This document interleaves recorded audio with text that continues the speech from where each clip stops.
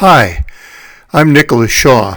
I'm a doctoral candidate in the Computer Information Systems program within the College of Engineering and Computing at Nova Southeastern University. You can read what my dissertation topic is about above, but simply put, it's populating a limited-use KMS with your experiences in information technology using stories. Think of a situation you had to deal with. You learned a lot while dealing with the situation that will help you and others in the future. If others encounter the same situation, they could use what you know, the knowledge you gained. People constantly communicate using stories. By stories, I don't mean fiction, but real stories to communicate information to others. We use stories to communicate with our friends, our co-workers, if we're teaching something to a new worker, with our families, and even with management to get a point across.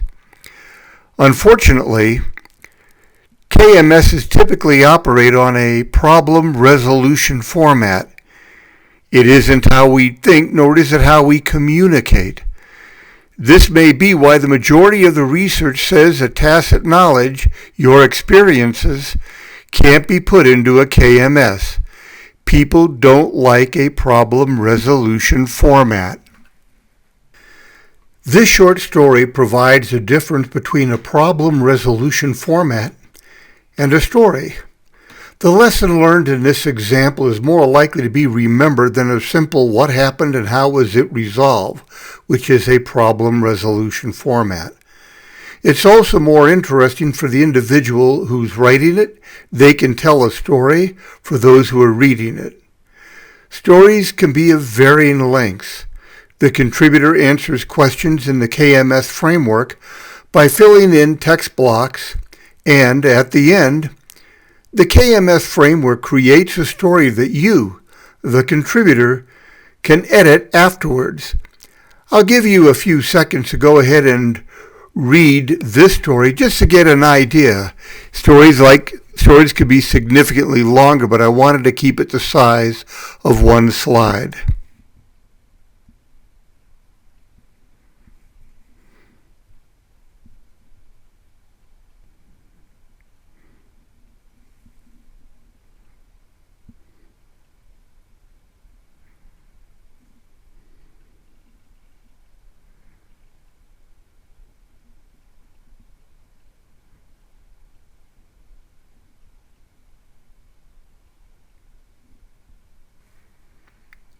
There are two types of knowledge, explicit and tacit.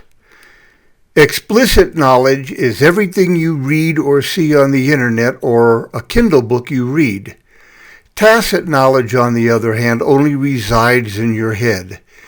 It's all the experiences you have learned over time. Once tacit knowledge is placed into a KMS, it becomes explicit. Tacit knowledge is the focus of my study. While information technology, or IT, is a large community, rich in domains and subdomains, I've limited the study to these general and high-level domains and subdomains. In the real world, instead of 2 levels deep, you might have 5 or 6 levels. An example of 4 levels deep is TireRack.com. You have make, model, year, and trim, such as GT Fastpack or GT Convertible. The selected domain-subdomain pairs were chosen because they're common within IT and likely to occur within almost every IT department. Thus, you, the participant from IT, is likely to have experiences in one or more of these domain-subdomain pairs. The process is straightforward. You go to this site.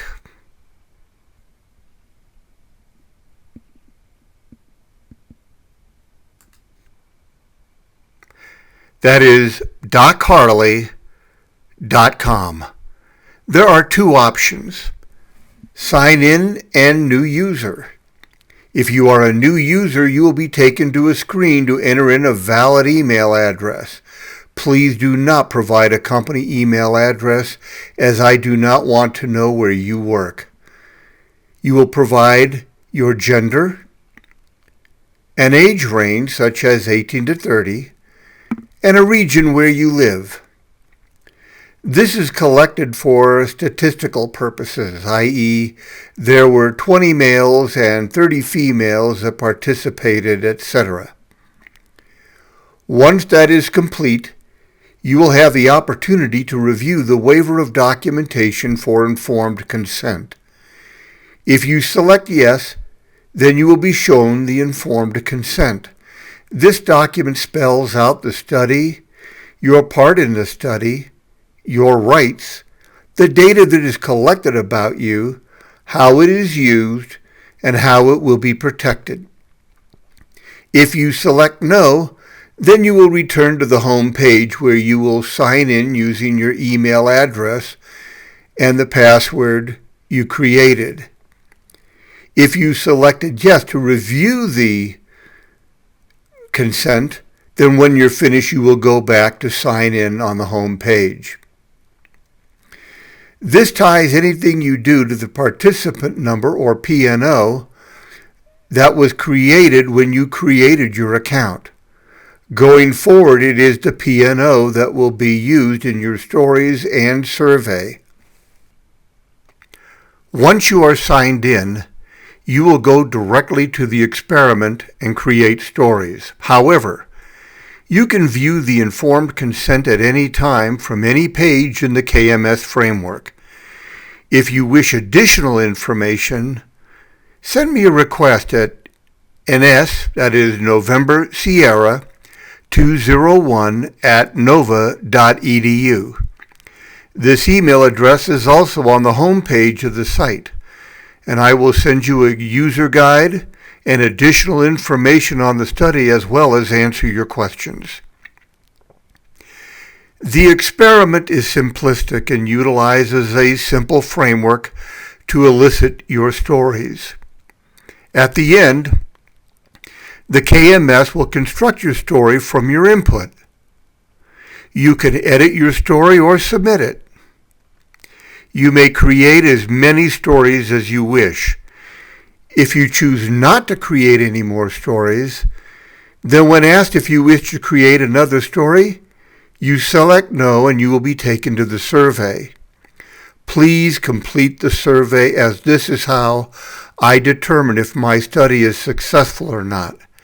Your survey responses are how I address my dissertation propositions. After you complete the survey, the KMS will send me an email stating you're done, using your P&O such as 082 has completed the study. You can only complete one survey. That's it. The end-to-end process for creating the account and creating one story takes less than 30 minutes, or less than 40 minutes if you read the informed consent. I need participants, and if you would like to participate, please go to docharley.com, docharley.com, and have fun. Thank you and have a great day.